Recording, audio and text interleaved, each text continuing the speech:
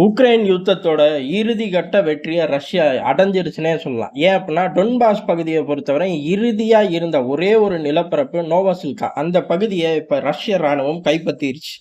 இதான் டொனெட்ஸ்க் பகுதியில உக்ரைனோட ஹோல்டுல இருந்த கடைசி கிராமம். இதுவும் விழுந்துருச்சு. இதுக்கப்புறம் அவர்களுக்கான சப்ளை செயின இந்த சைடு உறுதிப்படுத்த முடியாது. டொனெட்ஸ்க் பகுதியிலிருந்து முழுவதும் டிஸ்கனெக்ட் ஆகிறார்கள். இனி டொனெட்ஸ மறந்துற வேண்டியது தான். அது யாருப்பா? அது ரஷ்யாவோட ஒரு பங்குப்பா. அப்படின்னு பேப்பர்ல எழுதி வச்சுட்டு கிளம்பி போயிற வேண்டியதுதான். ஒரு பெரும் வெற்றி ரஷ்ய படைகளுக்கு அப்படின்னு சொல்லலாம். இந்த பெரும் வெற்றி எந்த காலகட்டத்துல விழுகுது அப்படிங்கிறதுதான். உக்ரைன் யுத்தம் நிக்க போற சமயத்துல டொனெட்ஸ்க் பகுதிகள்ல 1, 2 கிராமங்கள் இருந்தா கூட, இல்ல இல்ல எங்க ராணுவமும் அங்க இருக்கு அப்படின்னு சொல்றதுக்கான அதிக வாய்ப்பு இருக்கு. அது ஏத்துக்குமா அப்படிங்கிறலாம் 2வது விஷயம். ஆனா இப்படி ஒரு கத்தல் சவுண்டு வர்றதுக்கான வாய்ப்பு இருந்துச்சு. அதையும் இப்ப ரஷ்ய படைகள் முறியடிச்சு உக்ரைனுக்கு, குறிப்பா ஜெலன்ஸ்கிக்கு ஒரு மிகப்பெரிய அதிர்ச்சி தான்.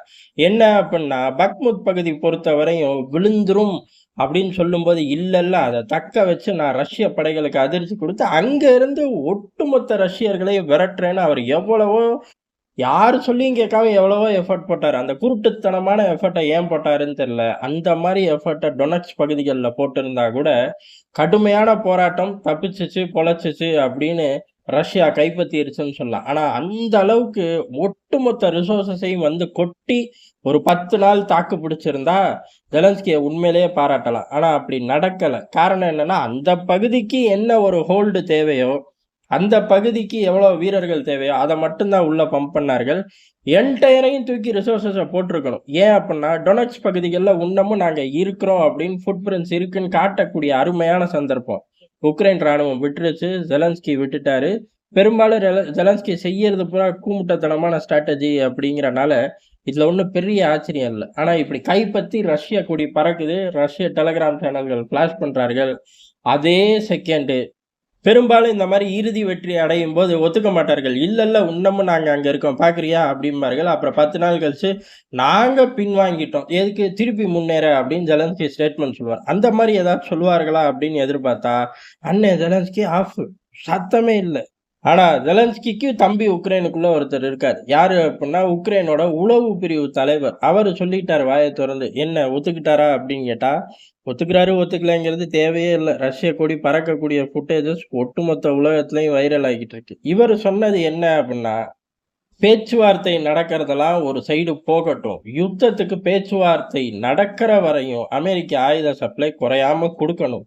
அப்படி இல்லாட்டி ஐரோப்பாவாச்சும் குடுக்கணும். 2 பேரும் குடுக்காம எங்கனால யுத்தத்த நடத்த முடியாது அப்படின்னு சொல்லி, பெரும்பாலும் ராணுவ தளபதி சொல்ல வேண்டிய ஸ்டேட்மெண்ட்ட இவர் வந்து சொல்ட்டாரு. அப்ப ராணுவ தளபதி எங்க ஓடி போய்ட்டாரா? அப்படிங்கிற கேள்வியும் வருது.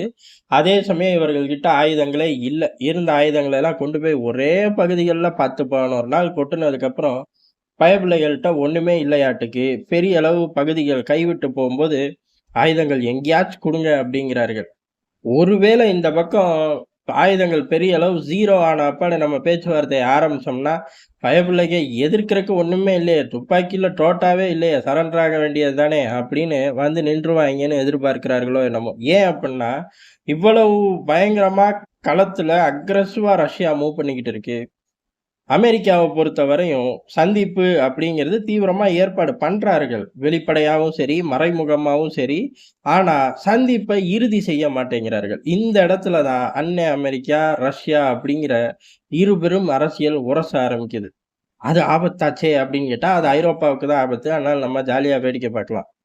ஏன் அப்படின்னா, இப்ப அந்த பேச்சுவார்த்தை அதுல என்னென்ன முடியும், என்னென்ன முடியாது, இதெல்லாம் தாண்டி நமக்கான மைலேஜ் எவ்வளவு கிடைக்கும் அப்படிங்கிறத ட்ரம்பும் பார்க்கிறார். இந்த பக்கம் புட்டினும் பார்க்கிறார். காரணம் என்ன அப்படின்னா, பேச்சுவார்த்தைக்கு தயார் அப்படின்னு ரஷ்யா அறிவிச்சிருச்சு. பேச்சுவார்த்தைக்கு தயார் அப்படின்னு ட்ரம்பும் அறிவிச்சுட்டார். 2 பேரோட குழுக்களும் பல இடங்கள்ல உட்கார்ந்து பேச ஆரம்பிச்சுட்டார்கள். என்ன செய்யணும், என்ன செய்யக்கூடாது அப்படின்னு. அதுல தப்பி தவறி கூட உக்ரைனுக்கு ஒரு சின்ன ஜன்னல் சீட்டு கூட கிடையாது. ஃபர்ஸ்ட்ல இருந்தே எதுவும் கிடையாது. இருந்தாலும் இறுதி கட்டத்திலயாச்சும் ஒரு சேர் போட்டு உட்கார வைப்பார்களா அப்படின்னு கேட்டா, கையெழுத்து போட நீ தானே வரணும். உன்னைய கூப்பிடுவோம். அப்படிங்கிற மாரி கழட்டி விட்டார்கள். இப்படி ரொம்ப தீவிரமா நடக்குது. இருந்தாலும் அந்த பர்ட்டிகுலர் டேட் முடிவாகல. அதுக்கான காரணம் அப்படிங்கிறது இருபெரும் தலைவர்களுக்கான மைலேஜ் கிரவுண்ட்ல செட் ஆகுற வரையும் 2 பேரும் ஒத்து போமாட்டார்கள் அப்படிங்கிற ஒரு பிம்பமும் தொடர்ந்து வருது. அதனால தான் இன்னமும் டேட்டு ஃபைனலைஸ் ஆகலை அப்படின்னு சொல்லப்படுது. எது எப்படின்னாலும் சரி, டேட் வரதுக்குள்ள இந்த பக்கம் ஆட்கள் பற்றாக்குறை வந்துரும். ஆயுதங்கள் சுத்தமா இருக்காது. அப்ப ஜெலன்ஸ்கினால நகர கூட முடியாது. ரஷ்ய ராணுவம் வேகமா தலைநகர் கீவ்வ நோக்கி போறத அமெரிக்கா விரும்புமான்னு கேட்டா, அதெல்லாம் விரும்ப மாட்டார்கள். படார்ன்னு பேச்சுவார்த்தைய ஆரம்பிச்சுருவார்கள். இப்படி இவ்வளவு சிரமங்கள் ஓடிக்கிட்டு இருக்கும்போது, பொதுவா கீவோட மேயரும் வாய தொறந்து அப்பப்ப பேசுவார். அவரும் இப்ப பேச ஆரம்பிச்சிருக்கார். ஜெலன்ஸ்கிய தவிர மத்த ஆட்கள் எல்லாரும் 1, 2 விஷயங்கள சொல்ல ஆரம்பிக்கிறார்கள். என்ன அப்டின்னா, ஒரு காலகட்டத்திலலாம் தாக்குதல் நடக்கும். பவர் சப்ளை டிஸ்டர்ப் ஆகும். அத கொண்டு வரதுக்கு ஆட்கள் பெரிய அளவுல வந்து போட்டி போடுவார்கள். கை குடுப்பார்களா அப்படின்னு கேட்டா, ஓரளவு கை குடுப்பார்கள். ஜெனரேட்டர் குடுத்தேன், ஒயர் குடுத்தேன், ஸ்விட்ச நான் தான் ஆன் பண்ணேன்.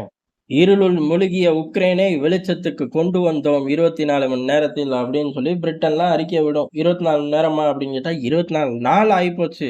நீ நேரம் நினைச்சுக்கயேன் அப்படின்னு சொல்லிக்கிட்டு இருந்த காலம்லாம் மலை ஏறி போய் இப்ப கிவ் மேயரே சொல்ல ஆரம்பிச்சிட்டார்.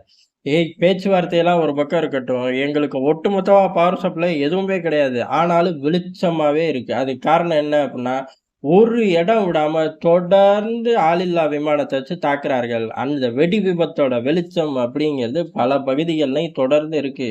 கரண்ட்டும் போச்சு. ஆனா அந்த வெளிச்சம் வந்துகிட்டே இருக்கு. அந்த அளவு நிலைமை மோசமா இருக்கு. சீக்கிரம் பேச்சுவார்த்தைய ஆரம்பிச்சு யுத்தத்த நிறுத்துங்க அப்படின்னு கத்த ஆரம்பிச்சுட்டார்.